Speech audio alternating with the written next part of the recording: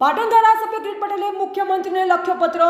નામદાર સુપ્રીમ કોર્ટના ચુકાદાની વિરુદ્ધ જય અમારા તથા અમારા ટેકેદારોને ખોટી રીતે જેલમાં પૂરવાના ષડયંત્રને રોકવા લખ્યો પત્ર। યુનિવર્સિટીમાં ખુલ્લેઆમ દારૂ પીનારાઓ સામે 9 દિવસ સુધી પોલીસે કોઈ ફરિયાદ નોંધી નથી તેમ કિરીટ પટેલે જણાવ્યું છે।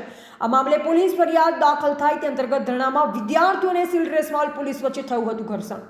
મામલો બીચકાતા લાફાકાંડ સર્જાયો હતો, જે મામલે 24 કલાક બાદ પોલીસે કોંગ્રેસ આગેવાન અને કાર્યકરો સામે નોંધી હતી ફરિયાદના આધારે પોલીસ દ્વારા તાત્કાલિક ધોરણે વિદ્યાર્થીઓની ધરપકડ કરી જામીનપાત્ર ગુનો હોવા છતાં કાયદાકીય દાવપેચ રમી પોલીસે 2 દિવસ કસ્ટડીમાં રાખ્યા હતા।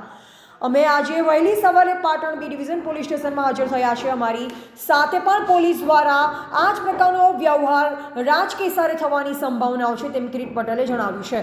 કાયદાકીય જોગવાઈ મુજબ અમને પોલીસ સ્ટેશનમાંથી તરત જ જામીન મળે તે અંગે કરાઈ પત્રમાં રજૂઆત। પાટણ જિલ્લા પોલીસ વડાને આ બાબતે તાત્કાલિક અસરથી સૂચના આપી કાયદાનું પાલન કરાવવા કરી માંગ।